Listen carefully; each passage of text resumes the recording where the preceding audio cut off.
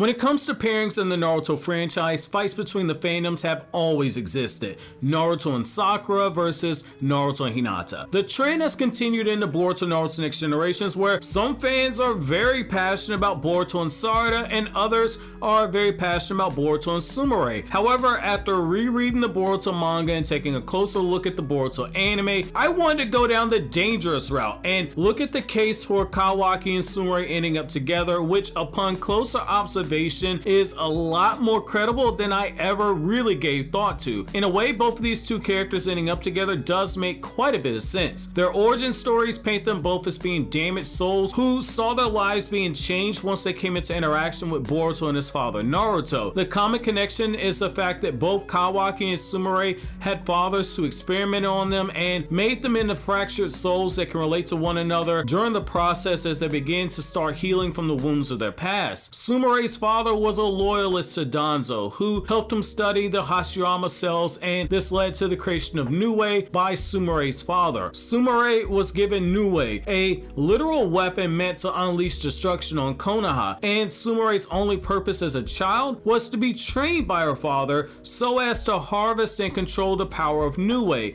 She was viewed less as a daughter and more as a tool to be used by her father. Kawaki, on the other hand, his real father didn't experiment on him, but instead he sent Kawaki to do odd jobs and he beat on him daily when he didn't bring him enough liquor for him to get drunk. However, Kawaki's adopted father, Jigen, he took Kawaki away from his biological father, led him to the Kara hideout, and subjected Kawaki to multiple experiments. The very first one was having Kawaki implanted with the Karma Seal, a process that killed every child who was incompatible with the Otsutsuki means of revival, with only one other person besides Kawaki surviving out of potentially hundreds, if not thousands of other children who underwent this process. He was then forced to have his body experimented on by the Kara scientist Amato, who transformed Kawaki's body into being a walking ninja tech, turning a young boy from being a normal human being into a cyborg, a being that is part man and part machine. We know based on the flashback in the anime that this process also came with quite a bit of a high death rate as well, because in the flashback where you see Kawaki meeting Goro for the first time, we see Goro very surprised that Kawaki survived the experiments. Both Kawaki and Sumire at a very young age were treated like tools as a means to acquire power. Their lives were no longer their own.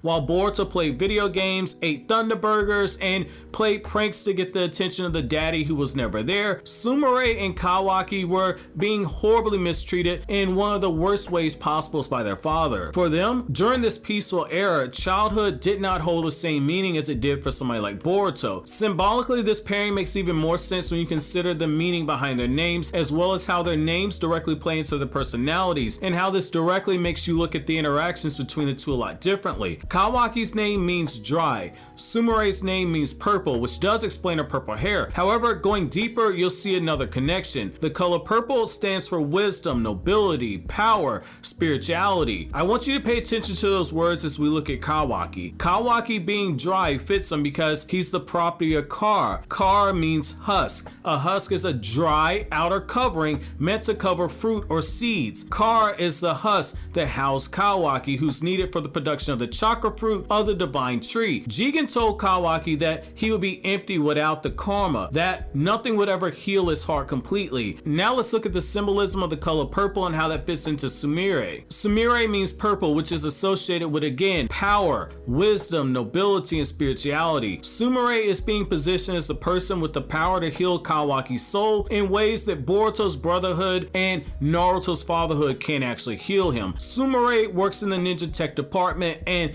directly oversees Kawaki's maintenance while inside of Konoha, meaning she has the wisdom and is acquiring the wisdom needed to care for Kawaki's body in the future, which has scientific enhancements running all throughout it. Though it's through a very caring nature, being shown tucking him into his bed while offering words of encouragement after the rescue mission with Naruto had ended, and her healing his wounds after he escaped the ninja tech facility, and her her common presence has shown that she has a noble heart and a noble spirit. Her spirituality and her kind heart has had a visible effect on Kawaki, evident when they're around each other for extended periods of time, with Sumire oftentimes being seen as a calming presence for him. When you really look at it, it's not unlike what you saw with Sasuke and Sakura. When you go back to the Chunin exams, when Sasuke lost himself to the curse mark's rage, it was Sakura holding Sasuke that calmed him down, taming the inner beast within his body. Just as Sakura's calming presence was able to soothe Sasuke at times, Sumire has been shown to varying degrees being able to calm down Kawaki. Spiritually, they're very similar because of their upbringings, and this is very important. While Kawaki struggles to accept his place in Konoha, Sumire can relate because of the Nue incident. She herself struggled for a time afterwards,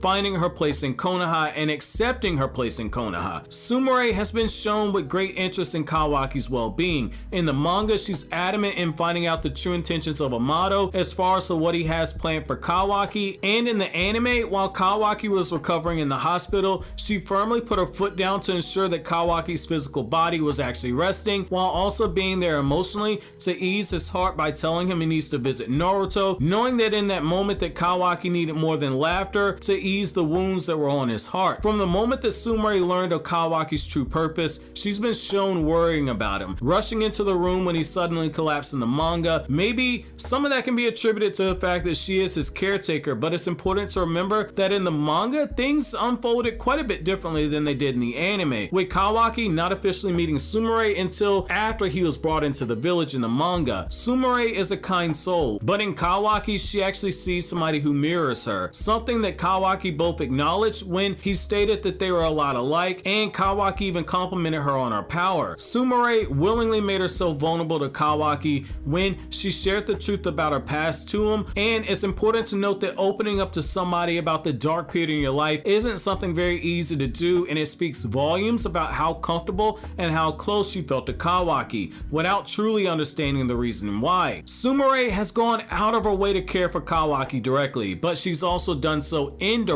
She saw that the dog that protected Kawaki was precious to him, and she quickly moved to treat his wounds. Understanding, showing kindness to Kawaki can be done by extending that same kindness to something that Kawaki viewed as precious to him. In this case, the dog that Kawaki saw, in a lot of ways, he likely saw as himself a stray who had been through hell and wasn't wanted by anyone. Sumire was literally the first person in his age group to show him true kindness. Boruto was a bit standoffish, Sarada kept her distance, and Mitsuki followed after Boruto's lead. Despite the many failed attempts, Sumire still went out of her way to try and make that connection with Kawaki. When Kawaki stated that Sumire liked Boruto, the empty stare spoke a lot of volumes, much in the same way that Naruto's sad smile at Sakura spoke volumes when she pleaded with him to bring Sasuke back to the village. While he did call her a monster due to the fact that she could control Nue, Sumire also noted that Kawaki only kept his guard up and lashed out at others because of the fear and sorrow that had built up over time. This is very important to note because she was the first person who made that effort to try and help him fill that hole inside of his spirit. Something that we see when Kawaki allows Sumire to give him injections, which is going to be something very important when you consider the fact that by their very natures, they actually oppose one another. And I'll explain to you how. Sumire's natural chakra element is water,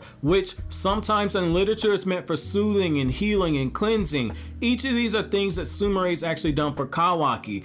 Kawaki, on the other hand, has a natural chakra element of fire, as shown in the battle with Ishiki when he used fire style changing chakra nature, and fire is often associated with fury and destruction. Sumire's calming and healing waters are meant to soothe the vengeful flames of Kawaki's soul. The reason why this is so important is that this is a direct parallel to Sasuke and Sakura. Sasuke's two main chakra natures are fire release and lightning release. According to Naruto Data Book 4, Sakura's two chakra natures are water release and earth release, the two opposites of Sasuke's chakra natures. In this case, one has a dominant chakra nature over the other. They're meant to be a pair that has strengths that covers up for the other one's weaknesses. Just as Sakura is shown repeatedly longing to heal the wounds on Sasuke's heart, Sumire has begun to do the same thing with Kawaki, though for the time being her attention is on Boruto. It is important to remember that not everyone ends up with the person that they openly simped over. Naruto Naruto made Goo eyes at Sakura for over 600 chapters, but it wasn't until Naruto was 19 years old that he realized who was actually meant for him and who had actually been there supporting him the entire time. Hopefully, Kawaki and Sumire won't need a genjutsu dream that will be needed to make the two of them realize they need to be together, but instead, just as Sasuke and Sakura had a very similar symbolism, Kawaki and Sumire might end up together as well. However, that's gonna be it for my video today. Let me know if you guys are team Kawaki and Sumire, or are you team Boruto and Sumire? Let me know down in the comment section below, and if we hit 2,000 likes, I'll make a follow-up video going over every single sign Kawaki and Sumire are destined to end up together, and there are enough individual moments about this that it really does warrant its own video when you look at each individual instance. But so always, guys, if you like anything I had to say, don't forget to comment, rate, subscribe, and share. Thank you so much for watching until the end. Have an awesome day, guys.